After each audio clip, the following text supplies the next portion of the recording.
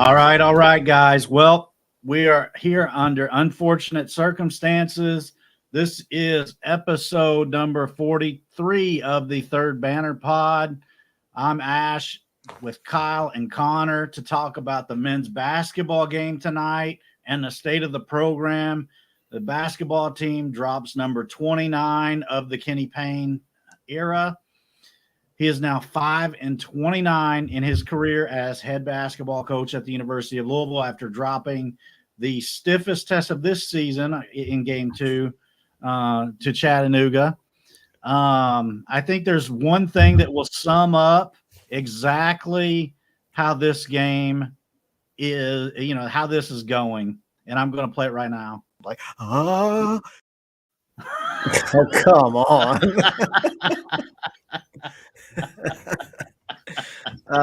Yeah, I won't even say it. That sums it up, at least not for me.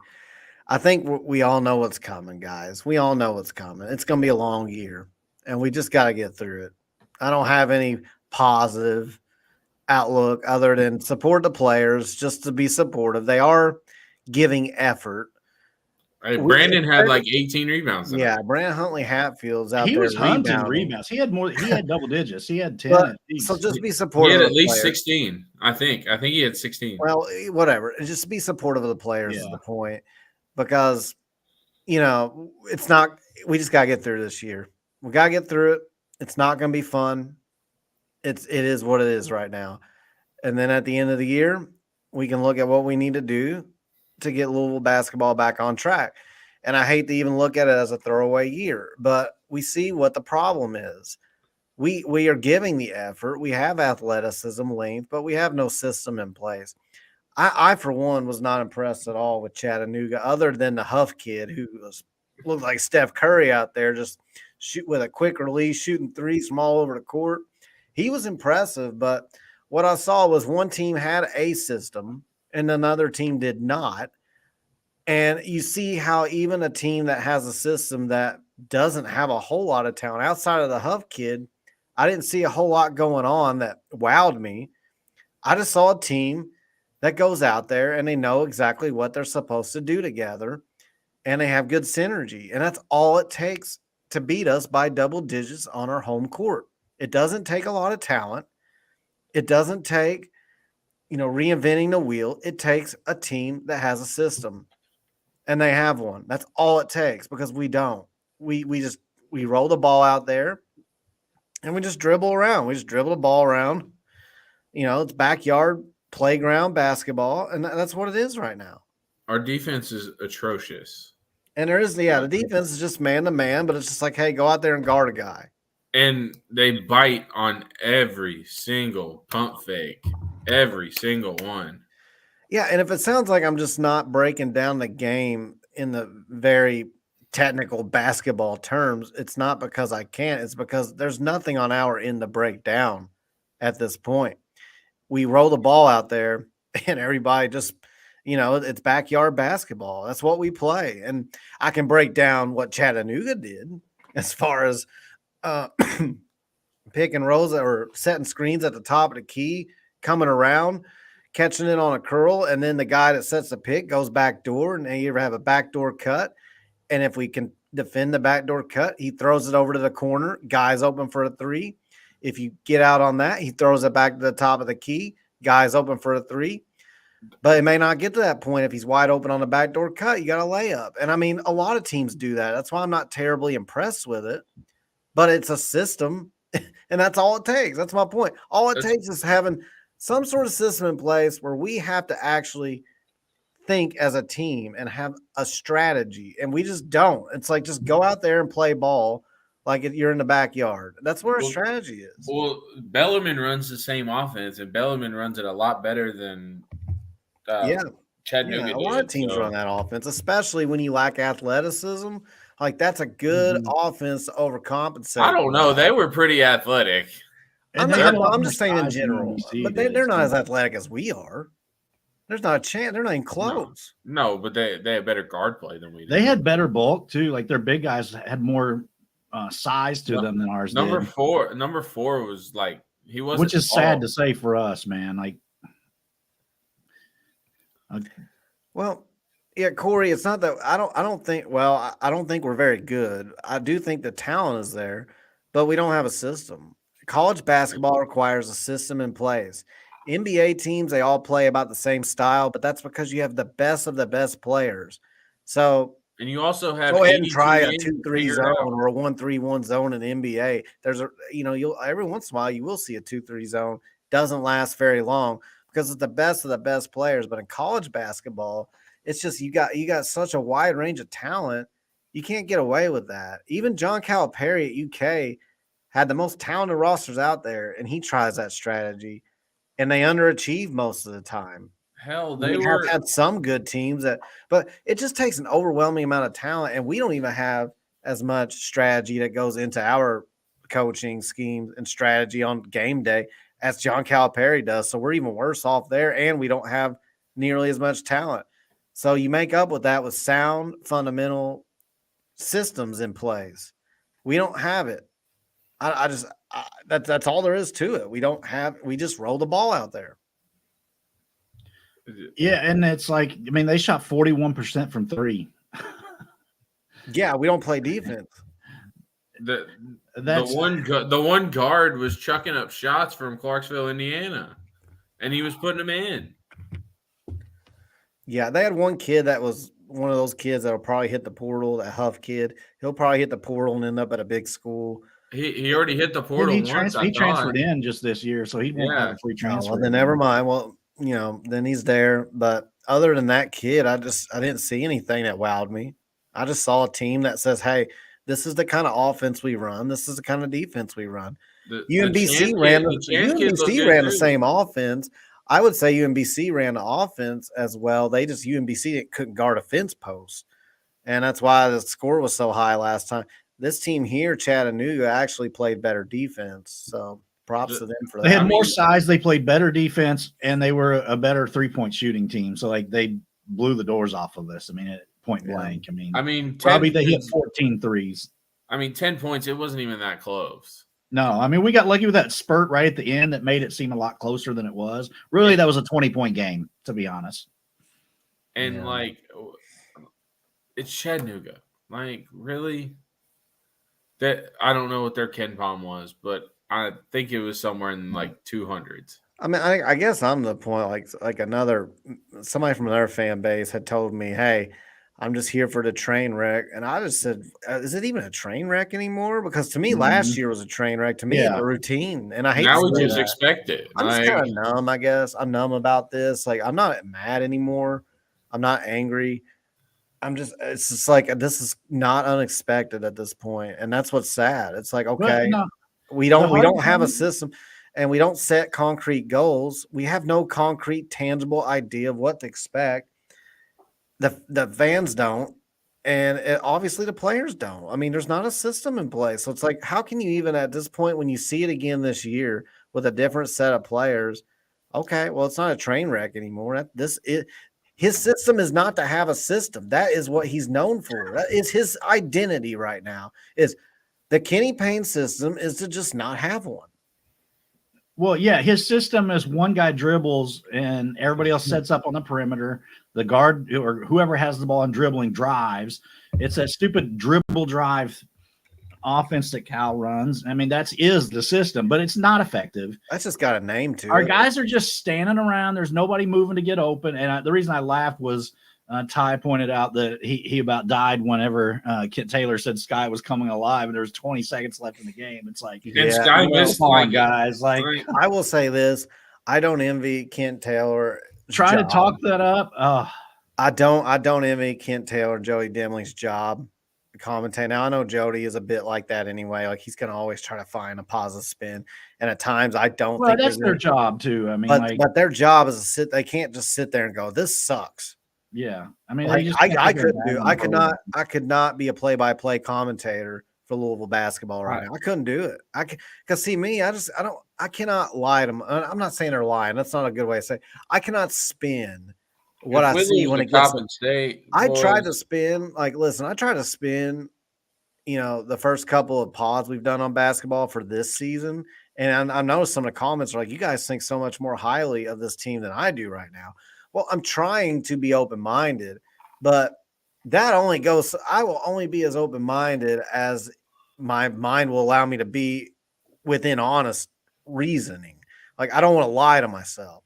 So I couldn't – and I'm not saying they are lying to themselves, but I would be. If I had to sit there and have the kind of job Kent Taylor does where he says, Sky Clark's coming alive now and it's 22 seconds left in the game. No, I'd probably be like, well, it's about time you did something. And they'd be like, oh, this dude's got to go. It'd be like the Barstool when Thursday or Wednesday, whatever day that they had their tournament or whatever, and Big Cat was calling the game and he was like, "That's a foul. That's a foul. Are you gonna shoot the ball?" And then he has the mic on the coach and he's like, "Hey, are you gonna like shoot the ball and score? Like what are we doing here?"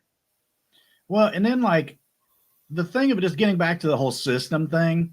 You remember after the Kentucky Wesleyan game, we all kind of it was really cringe when Coach Payne made the comment about not being able to out talent people. Well, the entire premise around the whole dribble drive thing is that you have to have elite athletes that can out talent the other team. So if you don't have that, what the hell are you running that offense for? Because it's not going to be effective. Well, so to me, that's I just unfortunately think the answer to that is he does not know how to put a system in place that is unique and difficult to plan for. I mean, I know of coaches for opponent coaches that have flat out said, like, there's not a whole lot of prep that goes into this right now when we play them. What about it's like they look at the game film and they go, okay, we know what we got to do. Turn it off. What game was it? Was it Wesleyan or was it UMBC where we ran a horn set and whoever was at the top of the horn shot the ball from the damn logo and didn't even try to go around the screens? I don't know. I mean, you could nitpick one play in any game for the best teams even.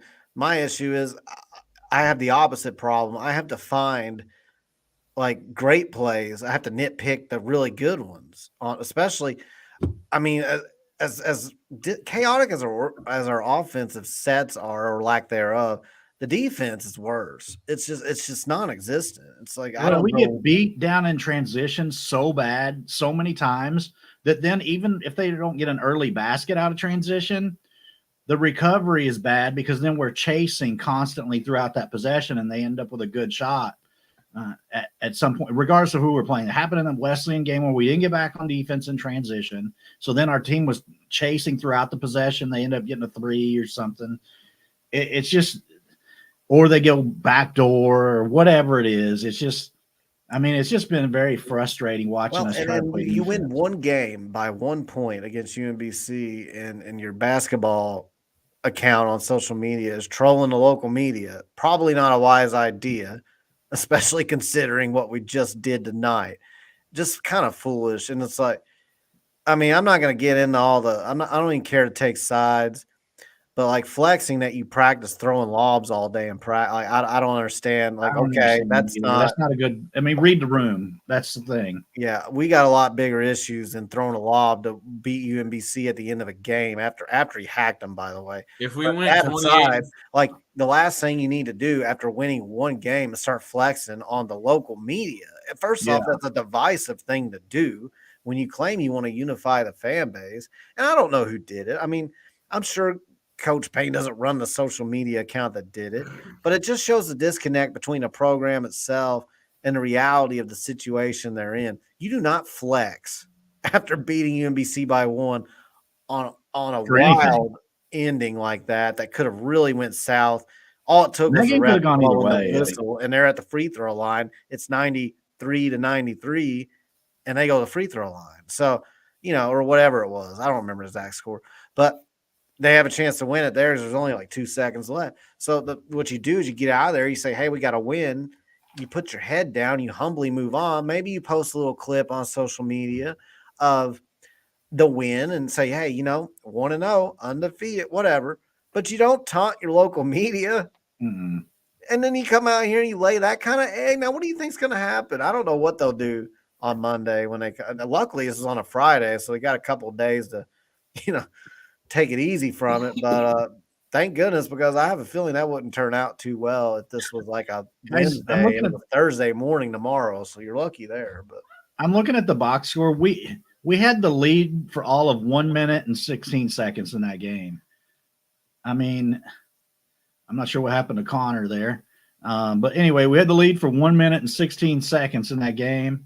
We rebounds were actually even. That was one bright spot that I found in that game was that I don't know what happened. That was weird. Like, yeah, I'm just recapping the kind of the box score right now to give you an update as to where we are, Connor. We led in that game for a grand total of 1 minute and 16 seconds. I moved along to rebounds. We actually evened them in rebounds at 41, which that was one bright spot in the first half, especially. Huntley Hatfield was actually hunting rebounds badly. Like, I was actually very impressed with BHH's effort on the boards there. He had what, 16? Is that 14? He had 14 rebounds on the game.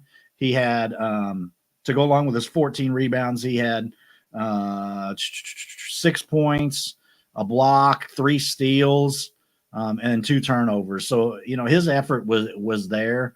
I really liked his effort in that game. And then from 3, I mentioned that they were 41% to our 33.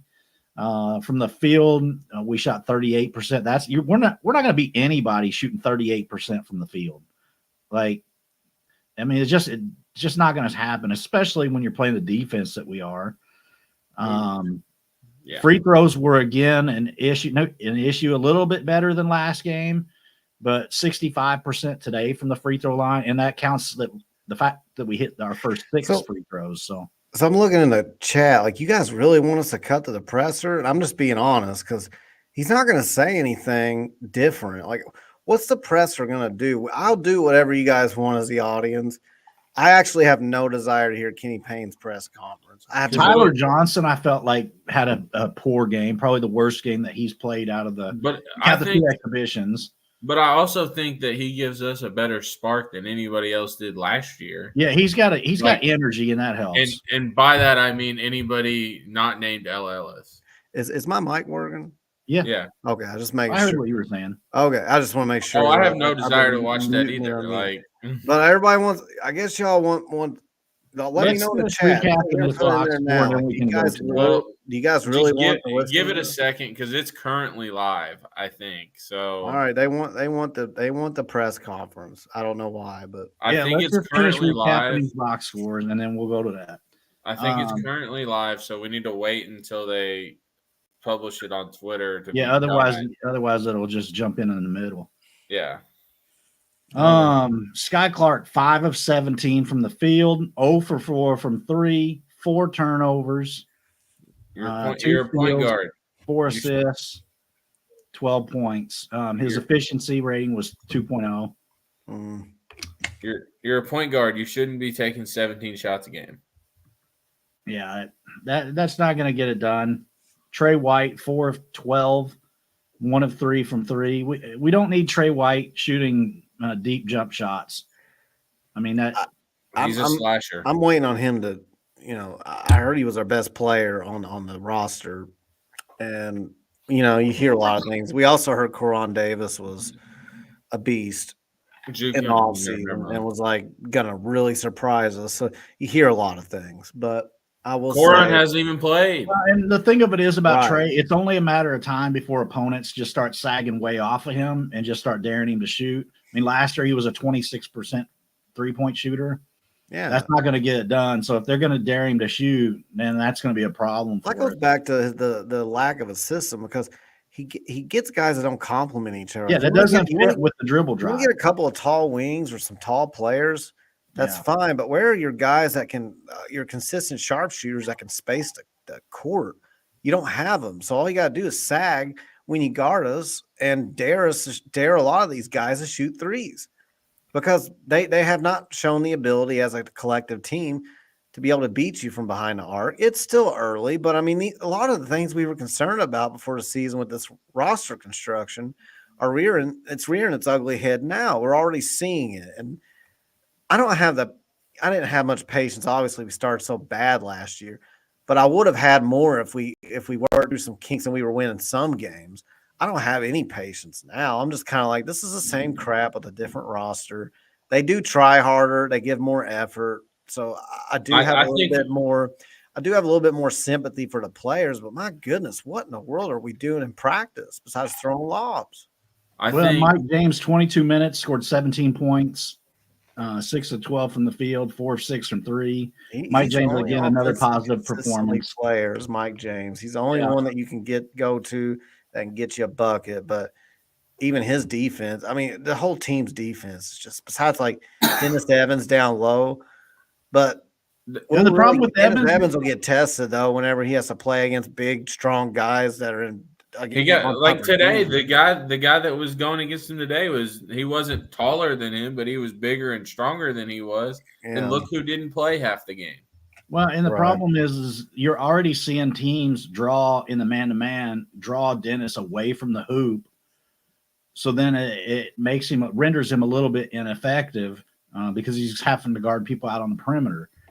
That's where we need to switch it up from time to time and go to a zone. But I just don't see Kenny doing that.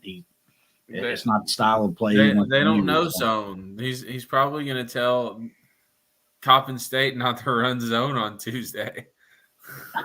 Yeah, but I don't think that's going to work. Coppin State, I mean, I think Coppin State would beat UMBC by 25 points. Or no, sorry, opposite. I think UMBC would beat Coppin State by 25 points. So I'm not worried about. I'm not worried about that game losing at all. I mean, that's the worst team on our schedule. You lose that one, we might be talking like real fast. Like, what are we doing? Like, I'm serious. If we lose that one, I think we'll win that one. I think we'll win that one by double figures, and that tells us absolutely nothing. I kind of wish the Coppin State game wasn't even a thing, because I'd rather see us start playing teams that we're going to have to play on a regular basis. Let's just let's rip this whole Band-Aid off, man. Get to the brunt of our schedule. Like, Coppin State game's not going to tell us anything. They're like, if we lose, it'll tell us a lot, because that's not a good program. If we lose to Coppin State, that's a really bad basket. And no offense to Coppin State, they're not. It's really KenPom 350. Like, if we lose to a team that's KenPom 350, I get that there's a problem, but there's more of a problem if we lose to 350 KenPom. Yeah, you can't lose to a MEAC school. Like, if we lose that game, it's just the wheels. It might get hot in the kitchen like a lot faster than we thought. So I'm just.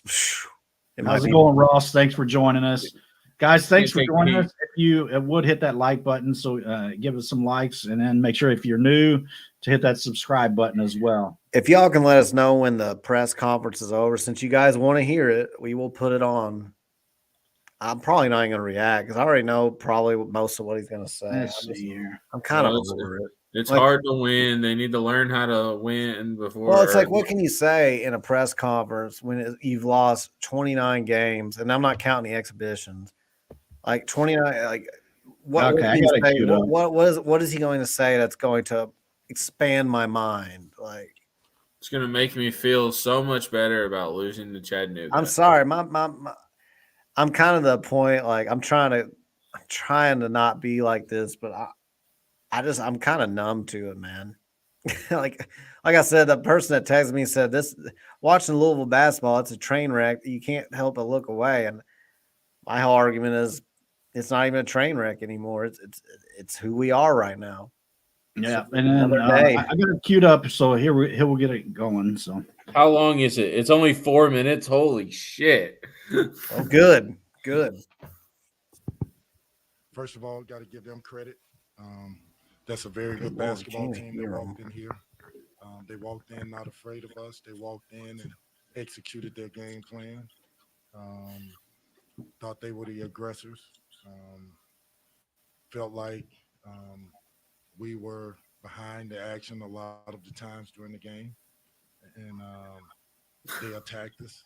Thought that, they made a bunch of threes, and their guard play was energetic and decisive in the way they played. And the big guys also, they played with a tenacity that we didn't match or exceed. And that falls on not just the players, the coaches as well as me. And we take accountability for that. I take accountability for that. I tried to tell them that we were playing a team that is a very good team that has veteran players back that can beat you. Um, Hold and on. Which Hold they came on. in here and did. Can we just? It's 4 minutes. I just gotta say this real quick. He said that they had a lot of players back. They had 10 transfers. They had 4 players back. Oh. Which I knew it would be a hard fought game. I thought that my guys would come in and play with more energy, but for whatever reason, they didn't. And we got to get better. Questions?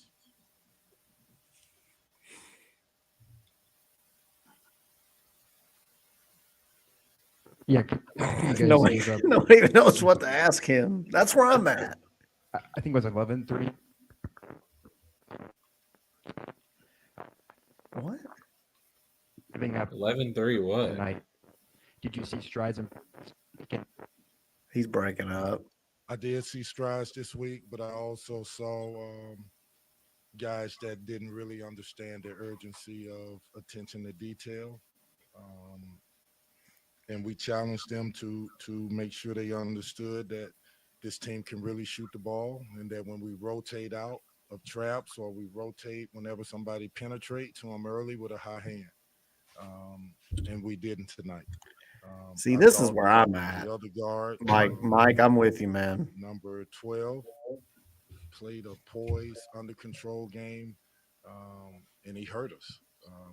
He looked like one of the best players we played against. He was poised, he was precise, he was confident, and we looked unsure. Best player we Guard played play was against. really Kenny, good. we haven't They played one anybody. had We played 2 D1 games now. 22 Like, and come the on. other one 25. That's a lot of points. Kenny, what was that locker room like, and how do you? I mean, I know it's early; it's your second game, but how do you keep it from spiraling? I know it's a different group of guys question. than you had last year. So how do you? Yeah, keep it from is turning into actually. last I'm surprised he Um, actually asked that. Great Good question. job, Ken. I think we talked about that in the locker room, to be honest with you. You think? One of the things is I need the leaders to lead, and I need the young guys to learn. So I have a bunch of players that have been in college basketball before, who have seen this, who knows how hard it is, that the jersey name on the jersey doesn't matter. It can be a Division II, it can be a high major, it could be a great program. It doesn't matter. If you don't play hard and you don't control it and you don't play with energy and you don't focus on the little things, you're going to be in for a hard night.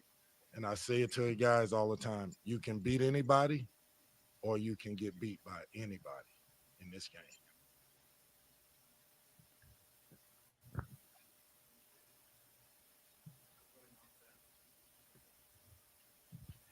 Man, that I'm is going our off Kenny that. Payne press conference.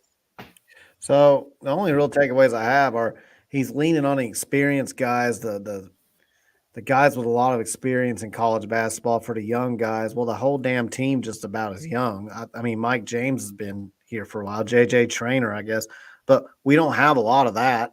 So there's quite the imbalance. Like, who in the world are we leaning on for experience? Even a guy like Sky Clark, yeah, he's had multiple years in a college program, but he has very little experience on the court. So Trey White's a sophomore. Correct me if I'm wrong. I'm pretty sure he's a transfer sophomore. I'm pretty sure he only played 1 year at USC. So it's like we've got a very young team. So you talk about experienced leaders. Well, you don't have them other than 1 or 2 guys. So go ahead and throw that out. Brandon Huntley Hatfield, I guess you could say. We don't have a whole lot of that. So, but the big thing I get out of it when I hear his press conference is it's they still don't get this. They don't understand that. I tried to tell them there's a division between the staff and the players. I noticed it last year. I called it out and I got a lot of flack for it. It's never we. Like, it's like he wants to separate. I mean, I try not to overanalyze these interviews, but you guys want to hear them. So then you want reactions to them. I was okay with not listening to it at all. So my reaction is he still talks like there's some sort of separation between the staff and the players. There is none. If the players aren't motivated, it's because you're not motivated. If the players aren't executing the task that you put before them, it's because you're not coaching the task. You're not teaching them the task correctly. Whatever they are doing is directly connected to what you're doing. There is no I told them they. When you get out there, it should be, we weren't disciplined enough. We didn't execute. We did a poor job of rebounding, or we did a poor job of playing defense. But it's always, well, I've tried to tell these guys if they don't have the effort out there, they're just not going to be able to look at the name on the front of the jersey. It doesn't matter who it is. I've tried to get these guys to understand leadership. Like, there's none of that. Like, you don't, if your players don't understand leadership, it's because you're not leading them. Well, and then there like, is no separation. I know we don't want to, compare basketball to football, but after the Pittsburgh game, Jeff took a 100% responsibility on what happened, and he has for the last 3 weeks, and it still haunts him. Like, last night we listened to his presser. He was like, I learned from what happened against Pittsburgh, and I changed that. And I try not to do the comparison of Braum and Payne. I just don't think it's two different sports, and I just don't want to really put one in a position against the other, because it kind of indirectly, it's like, well, this one's doing that. Why don't you do that? My only point is, like, you and your players are not separate when you're the coach, and you have to take all of the accountability. So if you have, like, I'll give you an example under Rick Pitino, when there was a cancer on the team, when the cancer didn't abide by Rick Pitino's guidelines, he said he got rid of him. It didn't, and we all know it didn't matter how good he was coming out of high school. He could be a 5-star. He's out of there, because Rick Pitino knows that's a reflection of me. And I mean, I know somebody's going to make the stripper thing go and all that. I'm just talking about on the court, man. I'm not going to get into how much he knew or how much he didn't, because I always think of what people are probably rebutting in their heads. And I know somebody's going to say, well, Rick Pitino didn't take. Okay, that's off the court stuff he may or may not have known about. On the court, basketball related, like, he knew he ran that program. And that's just what I want out of the coach, is like, okay, your guys didn't play good defense. You didn't coach. Okay, we got to get better at playing defense. We got to coach them better. We got to help them better understand what it is they're not doing. We have to better execute and practice specific assignments. Not this whole, well, I need some guys to start leading this team, and I need them to understand. Like, I'm so sick of hearing I need them to understand. And I'm going to start calling him Kenny. I need them to understand Payne, because he says that all the time. Yeah, I agree with you. I mean, some of the better coaches in history have, whenever they get to the post game, they always, kind of like you were saying, like, whenever the team performs well, the coach puts the credit onto the players. Yes. And whenever it's been a bad game, usually they try to put the blame more on the coaches to take that off of the players, so that it doesn't sound like you're just laying blame. Yep. And usually it leads to a more cohesive locker room that way too, because then the players don't feel like you're just singling them out when things are going bad. And then, this tweet here by Kelly Dickey, or Card Game, depending on what you want to call him, whether or not you're talking about, from the message boards or what, but this kind of says it all right here. From 1991 to 2021, we were undefeated in the month of November, whereas since 2021, we're 3-6 in the month of November. You guys all know, I mean, Louisville basketball fans have long been credited as being some of the most knowledgeable basketball fans in the country. And you guys know that the type of opponents you typically play in November are not the upper echelon. Maybe you have a one-off neutral site game or something in the month of November that's a really tough opponent. But generally, your November games are kind of the tune-up for the rest of the regular season. So to be 3-6 in the month of November for the last couple of years, that's just depressing. I mean, we've got to turn this around. I mean, this is just – I got to get it off the screen, because I'm getting madder and madder the more I look at it. So I'm going to post the link for anybody that wants to join just for a little bit, just to give your thoughts. Now, I will say, if somebody wants to join and it wasn't a good game, obviously, just be respectful. Don't whatever you say, I'll have to cut you off here if you go in too deep. If you start cussing out the staff or something crazy, because we've had some crazy stuff on here before, and I try to avoid that. So, but if you want to just talk about the game, get your thoughts off your chest, feel free to click that link I just put in the live chat, and we'll bring you Neil, on. if you don't join, I'm going to be mad. Oh, Neil. Yeah. Oh, Neil. I don't know if anybody went that's in the chat and can talk about, is it the same old atmosphere we've had, or was it? Here's what I'm curious about, really. I know Pat was at the game, but I don't know if he's home yet or not. Here's what. Nah, Mike, I was not wondering if UK won or how much they played Texas A&M Commerce. Like, God.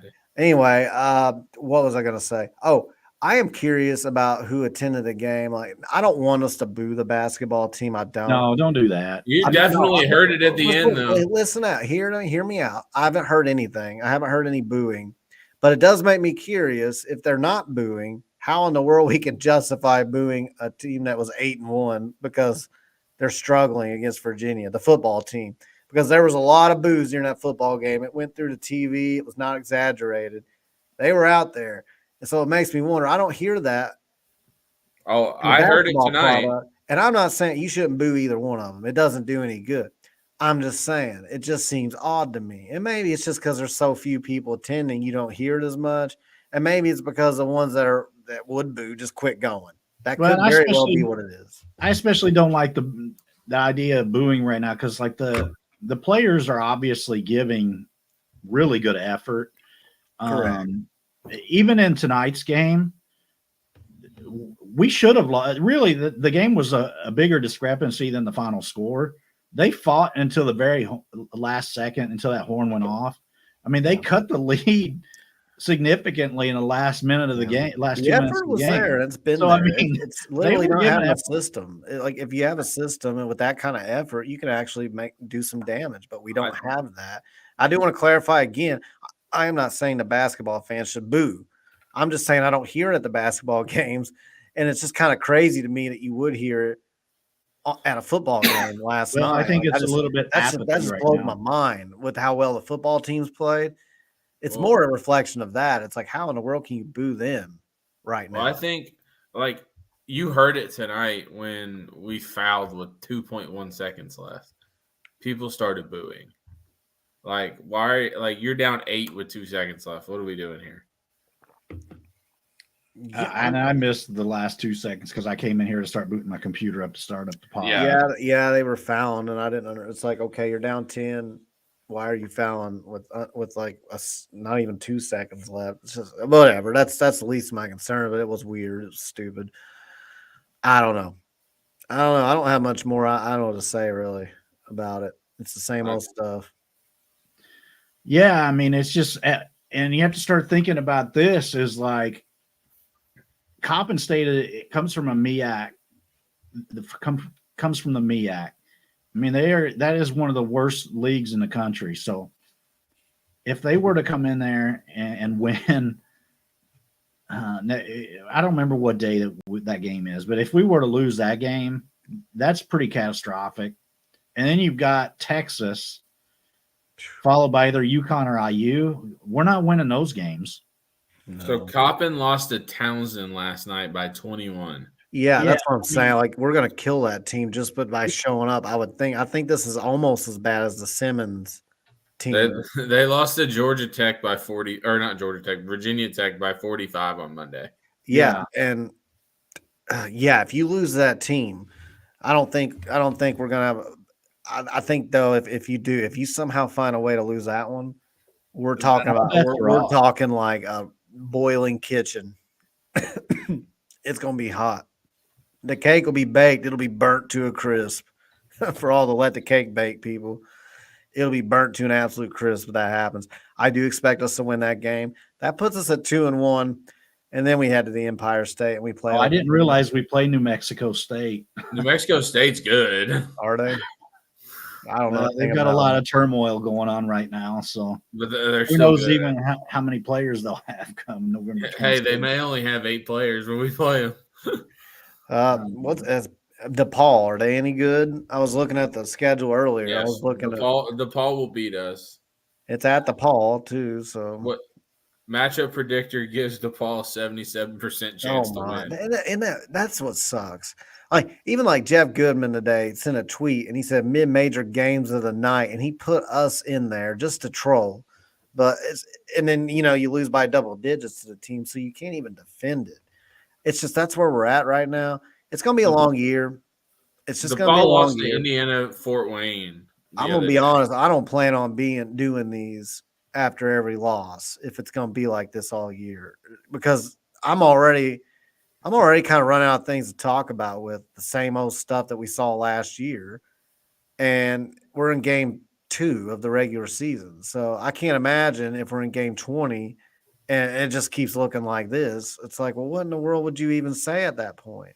So I'm hoping either A, we turn this bad boy around, or B, we start seeing the light at the end of the tunnel, which I do think is coming. I'm just gonna put it out there now. I don't think this train stays at the station very much longer.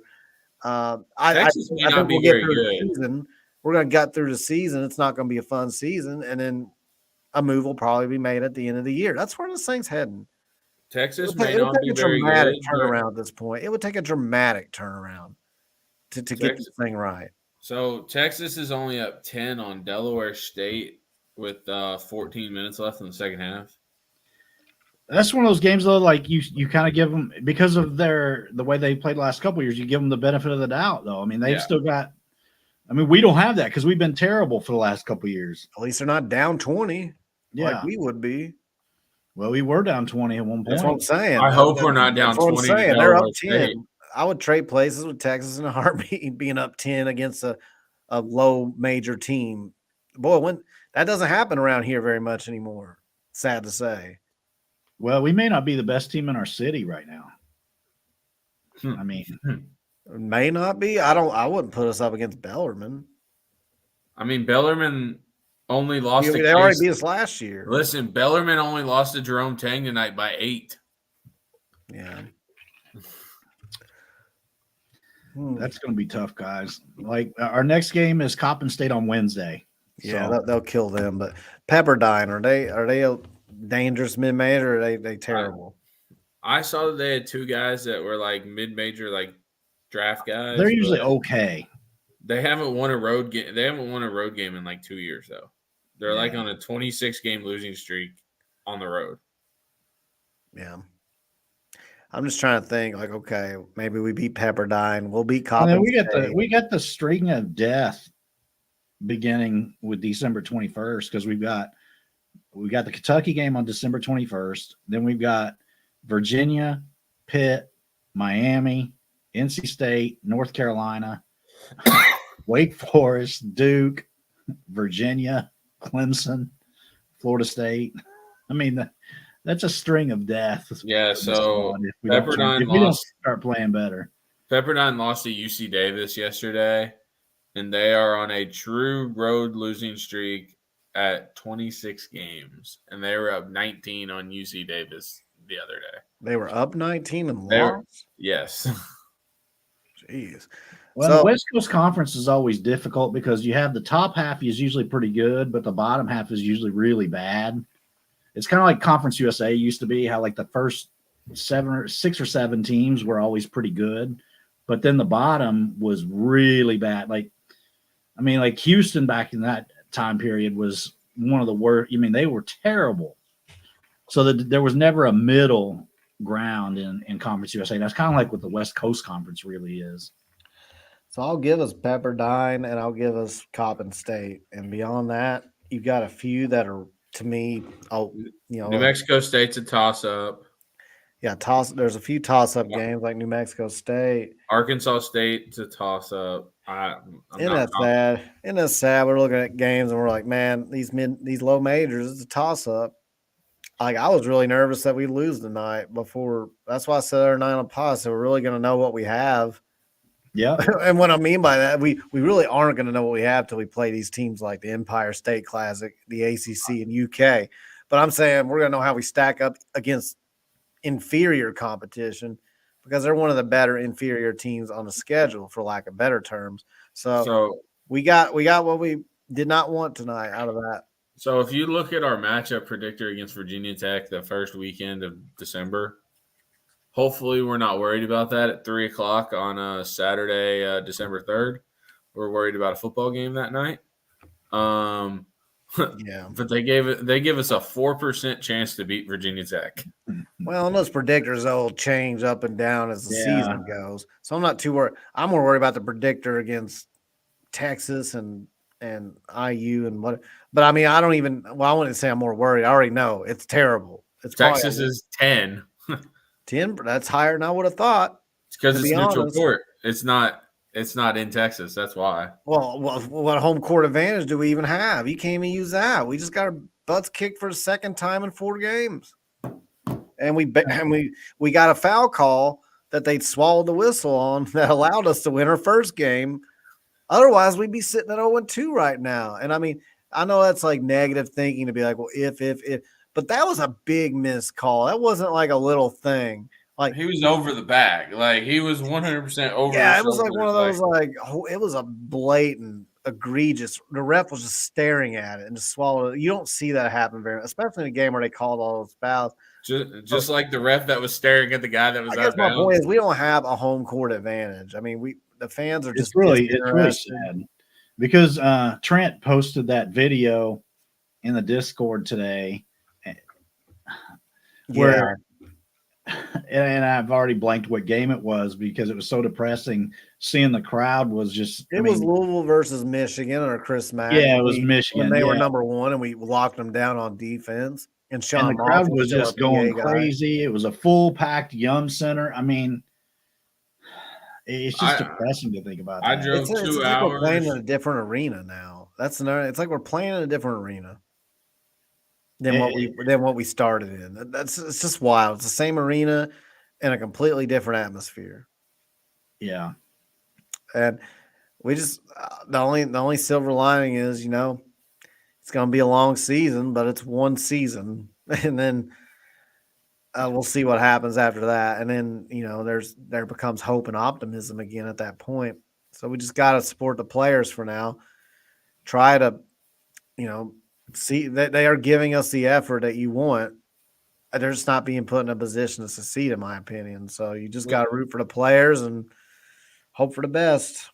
We just got to hit shots. Not great. Not a very motivating statement to make, but I don't know what else to do. Not much else you can say right now. I mean, you just lost to a SoCon team. No, and you got walked tonight. I mean, you literally got walked. I mean, we lost by 10, but really it was a 20-point game. Yeah, like it 10 points wasn't even that close, like at all. And I've been as positive as anybody, so I don't know what else to say. I just can't do another 4-28 year. I'll be curious. I haven't really been on Twitter, X, whatever, to see what. I haven't looked at the feedback from the game on there at all. I mean, it's not great, but no. Yeah, I've seen some people already going back and forth with each other. Yeah. There's still people going back and forth. That surprises me because that means there's people on another side. Like, what is there to defend?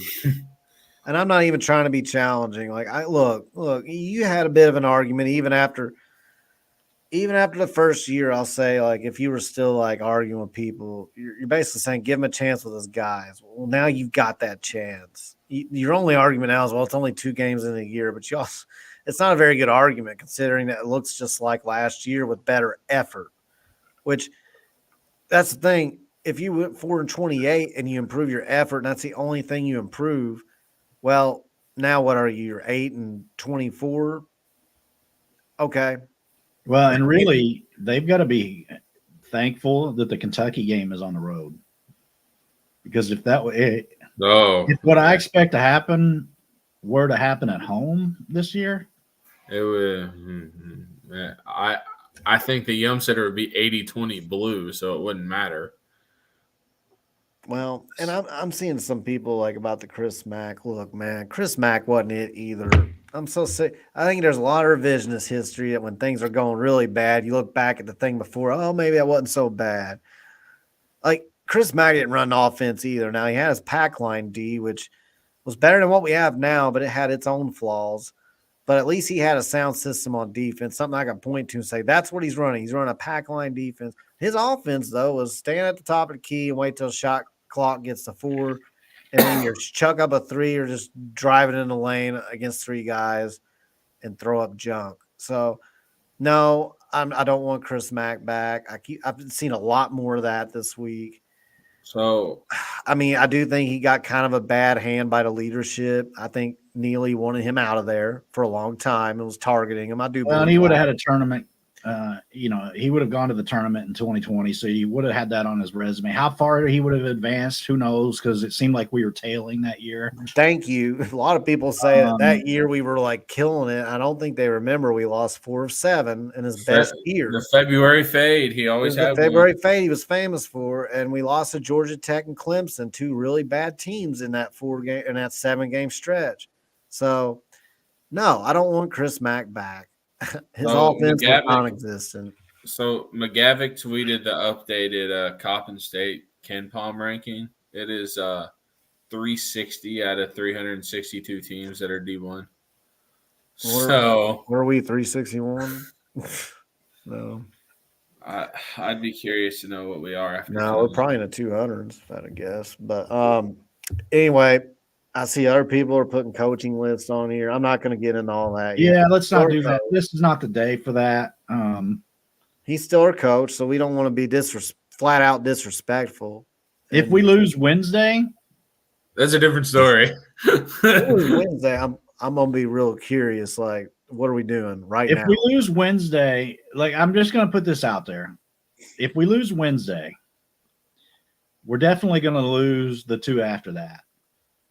Well, we're definitely losing the 2 after that anyway. That's what I'm trying to say. Like, if we lose Wednesday, yeah, we lose the following 2. November 21st, we've got to hear something. Whether what that something could be the whole like supporting statement from the leadership. It could be that, but it could also be, hey, we got to make a change. But we got to hear something if we lose the next 3 games. Yeah, it's funny seeing some of the big local media names. They're just done. And there's a lot to be said. Like, they're in a position where they're supposed to hang in there. Yeah. And they're just done.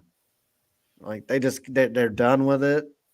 Some of them have really tried. Now there's a couple. We know I'm not gonna call any of the names out. There's a few of them on there that are all in. I'm reading one of their tweets right now.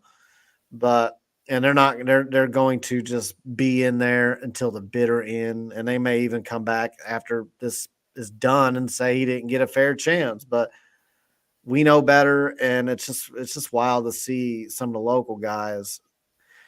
The national guys have been, even since last year, the national guys have been like, this is a disaster. What is going on in Louisville right now? Oh, yeah. But even the more animate local guys that were, at one time, Ethan Moore was the most critical local media guy. And I don't mean that I can say about Ethan because I know Ethan. I love Ethan and his content on Louisville Sports Live. And his criticism was just foul. It's like, where's the guards? Why aren't we hearing things in the offseason? He had a lot of valid concerns that ended up being substantiated as last season played out. So it was just him at one time. And a lot of the media even were like, whoa, dude, you need to you can't be doing that. Your local media, you can't be, we all got to be in this together. Well, now you're seeing a completely different perception from the majority of the local media. They're just kind of done. They're like, this is not going to work. I'm really curious to hear what the 93.9 postgame sounds I feel bad for these players, man. I do, because they're kind of caught in a bad situation right now. They got recruited here. They didn't, they're not getting paid, millions of dollars to be here or anything. Well, you know what I mean. They're not, you know what I'm saying. You can criticize the coaches They're getting paid better than us. It's different. It's different to criticize the coaches than it is to criticize the players. It's different. It's correct. And especially when the players are out there giving trying. effort. The players are giving effort. And I will say this also, like coming from somebody like I'm 44 years old. One of my earliest memories shut up. One of my earliest memories was the 1988-89 season, and Kenny Payne was a big member of that team. He was a starting player on that team. He was one of our outside. Him and Keith Williams were our outside threat from three on that team to relieve pressure off of Purvis and Felton in the middle. I mean, he was a big part of that team. So, and that was a top 10 team. That was a really, really good team. So I wanted as much as anybody for this to work out. I had a Power 5 AD and a Power 5 head coach tell me in 2018, 2019 that they thought that their impressions of Kenny were that he did a good job in practice and that his game prep was good and that they thought eventually he'd be a good head coach. So those two people kind of giving him a little bit of a ringing endorsement always led me to have a little bit of hope that eventually Kenny would wind up back here. It hasn't been crazy. Which is so crazy because I heard the exact opposite from current head coaches and assistant coaches. Well, here's my bigger issue is you're going to hear multiple things. And then, people also in the coaching and AD community, it's not very kosher to just like talk shit about other coaches, even if you don't think they're that good. I know it happens, Connor, because I know it happens. Like usually it happens very confidentially. And then around other people, it's like, no, I think they'll do great.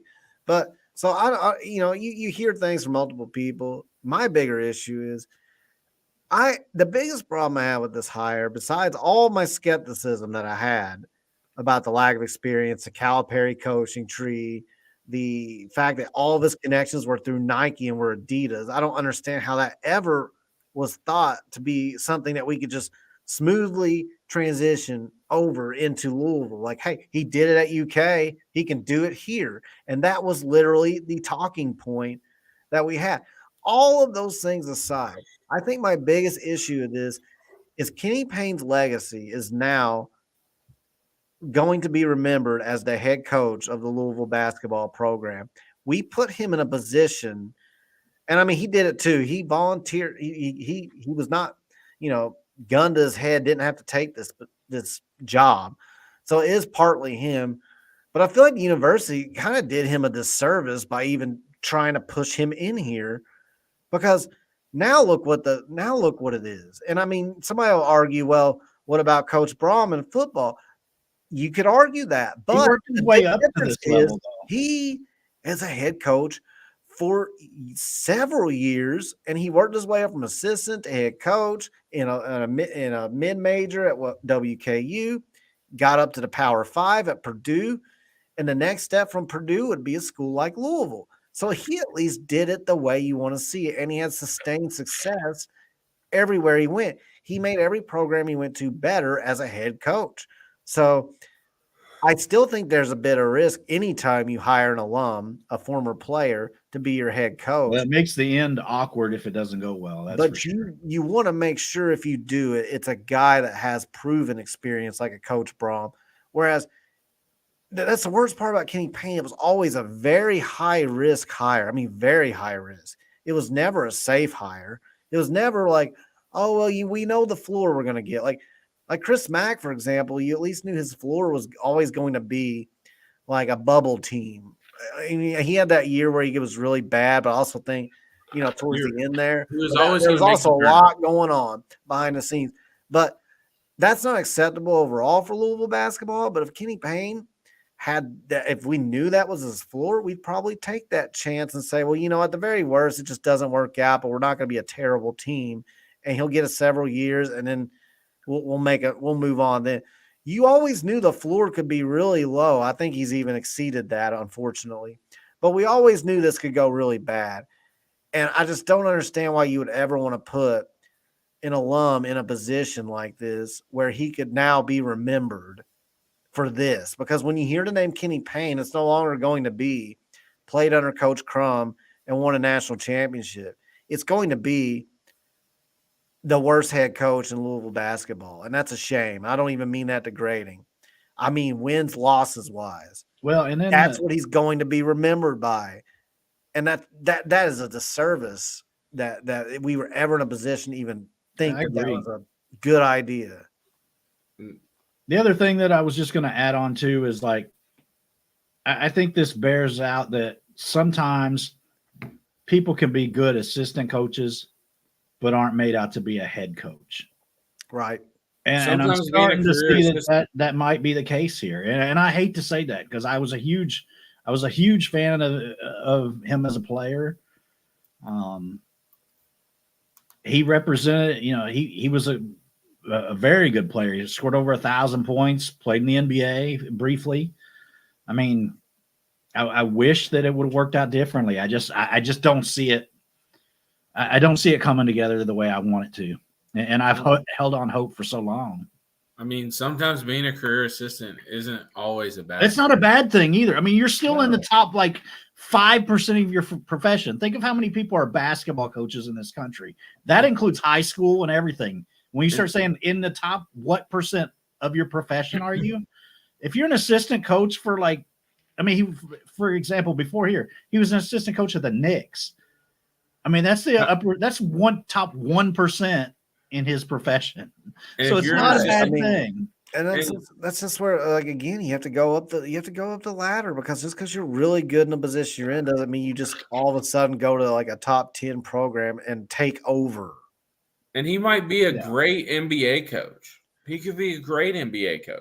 And at least if he was an Adidas guy, let's say he had recruited well in an Adidas school like he did at UK, then we would at least know his connections would translate or transition over into Louisville. But no, all the guys that he was famous for having in his inner circle were all Nike guys, every last one of them. And we were told those guys were going to be on board with us, and I never bought that. It was utter. And then what did you start hearing after that? Then you started hearing, well, obviously we got to switch shoe companies. Well, that was a very poor thought out strategy. So your solution is to get the Nike guy in here and then hope that our university suddenly decides we're going to give up a huge contract, which they were not, so that we can finally use fiscally irresponsible. That was no. And Adidas paid for. We were told he's friends with all these guys. It's just going to be smooth sailing. And I never bought it then. I did not buy it then. It just sounded like you can be great friends with somebody, but business is business. And you don't do business with your competitor. You don't do it. There was a 0% chance we were ever leaving Adidas. Adidas was the reason that we closed the football stadium. Yeah, but my main point about even bringing that up is to say that we were told it was just going to be a seamless transition and we were going to use all those connections and have those at our disposal, which I never believed. But then in hindsight, after it didn't work and we realized, oh crap, that's not the case, then people just suddenly switch gears and we're like, well, obviously we just need to switch to Nike. That's something you can just do, instead of admitting maybe this wasn't well thought out. Maybe we rushed this hire. We zeroed in on one guy who happened to be an alum, and we got tunnel vision. And it's just odd. If you're going to zoom in on one guy, let it be somebody like a Jay Wright, somebody who's established. And I'm not saying we could land Jay Wright. I'm not saying that. I'm just saying let it be a can't miss guy. We zoomed in on this guy. It was slow down. And I'm going to call here now. I'm going to call out this quote by Steve UL Cards in the chat. KP did not play a second in the 86 championship. That may well be the fact. I'm not sure. I don't remember. I was too young. But, I've gone back and studied both teams. He was a starter on the 89 team. And I would argue that the 89 team was every bit as good as the 86 team. They just didn't win the championship. Well, I'm the one that brought up him being a national champ. I mean, I'm just saying he played on the championship team. I mean, he was a member of the team. And he was a good player at the school, whether he played his freshman year or not. I don't know. I really don't care.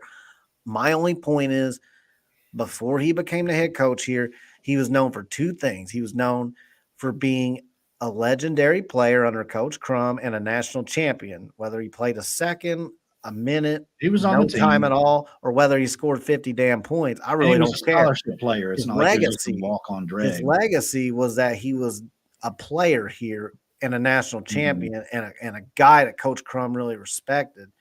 His other legacy, unfortunately, was that he was Calipari's right-hand man. But that never, even though people didn't really care for that, it didn't take away what he did here. But now that he's back here and he's doing what he's doing as a head coach, that now is going to be what people remember. And it's a shame. It's a damn shame. And it's just a lesson learned. Don't ever, unless you have a ton of proof like you did with Coach Braum, don't bring an alum in to be your coach, a former player. Don't do it, man. It needs to be a no-brainer. It needs to be a guy that who has went up through the ranks and has put the time in that position like a Coach Braum. Otherwise, I totally agree with that. Georgetown did this same crap. And that's exactly who I always compare it to is Patrick Ewing. Georgetown always did that. Or I mean, Georgetown is always going to regret that. Sorry, I'm getting kind of lost in thought here. But Georgetown's always going to regret that decision. Now Patrick Ewing, a Georgetown legend, absolute legend. He's got that now. And now Georgetown's doing just fine. Well, and Steve, I just want to clarify, like what Kyle's saying is like the difference is Denny wasn't an alum, one, and two, Denny had some head coaching experience. Granted, it was junior college, I will say that. But Denny did have some head coaching experience for one, and so he wasn't an alum, so it wasn't. Yeah, that's my only point. Position. Like Denny Crum, like he wasn't a player for a championship team. He didn't have a legacy already, a positive legacy. It was like if Denny Crum didn't work out here, it would have been no different. He would have been forgotten, and it would have never mattered. It would have been no different than Chris Mack not working here. It's like okay, but like it hurts more when your own one of yours. It's going to be a complete legacy altering thing when this is done. So it's just something that's always been on my mind, and it's one reason why I was really skeptical of even doing this. But we're here now. So with that being said, I don't know if you guys have anything more. I'm kind of like, we'll see how it goes. I don't think we're going to be doing these after every loss. I sure hope not. We'll be here a lot if we play like we did today. Because I mean, like I said, at some point it's a broken record. So I think I'm done for tonight. Any last thoughts, Kyle? Connor? No, I mean I can see what Ross is saying with the boost or strong arm. That's true. That's true. But I mean, I've never once blamed Josh Hurd for this. He was in a position where it's like, okay, if you're not going to bring this guy in, you're not going to be the permanent AD. Let's just make that very clear. So you get on board or you're out. Yeah. Basically, the bad thing for him, when you don't have leadership in place and you make a big change like the basketball head coach, guess what? Other people are going to step up and make that decision. You got people coming out of the woodwork, and that's exactly what happened. They took advantage of a vulnerable situation, got their guy in here, and unfortunately for Josh Hurd, he's got a tough decision to make now, and he's responsible for the decision, and that's a shame, but that's where he's at now. So. And everybody that did step in and put that pressure on him, they're all going to be like, not my decision. They're going to be stepping away because they're not in the spotlight for it. Or blaming the fans. They're not going to take the heat. Or blaming the fans, saying like we're not getting enough time. They're not going to be taking the heat for it. So that's ego. If people are still hanging on to that now, if there are still people that were invested in this decision and pushed this decision that aren't willing to admit that it's not working out at this point, that's like you're more concerned with being right than you are for the betterment of the program. And I mean, that's easy for me to say because I don't carry the money they do, but I would argue that would be the case. Yeah. But also you can flip a roster over the summer. Like that's not, or spring, summer, whatever. You know what I mean? You can. Well, I will say he brought in talented players before this year, but they're just not meshed well. Like, is the talent there? Yeah, but are the pieces there? No, they're not compatible. Yeah, you're putting together a puzzle. It's not adjusting to the roster. They're not compatible. We didn't bring enough shooters in to space the floor. That's my biggest gripe. We could use an extra guard, but at least Tyler Johnson got eligible. I mean, as bad as we've looked without Tyler Johnson, I don't even want to fathom. I mean, we don't beat UMBC without Tyler No Johnson. shot. So we're 0-2. UMBC wins that game by 10 plus without Tyler. So the fact that we were able to even get him, but we still are a guard short. We don't have a lot of shooters, and we were log jammed. I'm going to end this pod with one positive, and that, well, besides the Brandon Huntley Hatfield rebounding, he hustled tonight. I mean, he's still not the offensive game. Still is a major work in progress, but he did really good rebounding. But I will end it by saying that Curtis Williams is solid. I really like what he brings to the table. I would not mind at this point early on seeing Curtis Williams start because he's a better shooter. He can stretch the floor. And something I didn't know he had in his game when he came to Louisville, when he first committed, and I watched his film, I didn't know he could put it on the floor like that and take it to the rack, and he's done that multiple times. So Curtis Williams, you're the one bright spot besides Brandon Huntley Hatfield's rebounding. And Props to you, and I hope you get more minutes. So my follow-up to that would be, do you put Mike James and Curtis Williams on the floor together? Yeah, sure. It's Trey White I would take out, not Mike James. And I mean, Mike James isn't a natural, but he's adjusting to the position pretty well, other than defense. But none of them are playing good defense, so I can't just single out Mike James's defense. Like Tyler Johnson hustles on defense. Now he loses his assignment sometimes, and I attribute a lot of that to youth. So he gambles sometimes, but I mean, he's out there hustling. He plays better defense than a lot of these guys. So I would put Sky out there starting, Mike James at the 2, Curtis Williams starting at the 3, I guess JJ at the 4, or Brandon Huntley Hatfield at the 4, and then Dennis Evans at the 5. That's probably who I'd go with right now. And it's not perfect.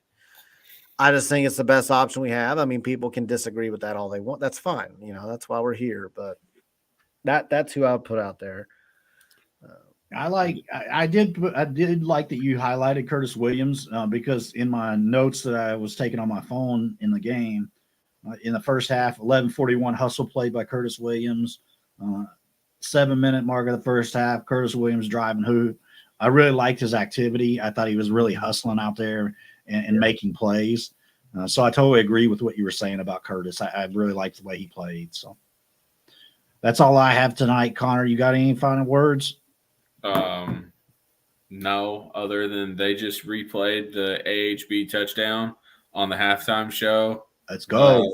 Of SMU in North Texas, and it just brought back great memories from I don't think they're going to win this weekend, but we need to be Duke Blue Devil football fans and just hope for a miracle. They don't have Riley Leonard playing, so that really hurts them. Go Duke. It's at UNC, but go Duke. All right, guys. Well, we will see you on Wednesday night. May have to adjust the time a little bit because there is a basketball game Wednesday as well, but we'll check that out and let you guys know how it goes as that gets closer to the time. But thanks for joining us. Make sure you hit that like and subscribe button. And that's all we got for tonight. Go Cards, and in honor of Ross, go Cards, go Krogering.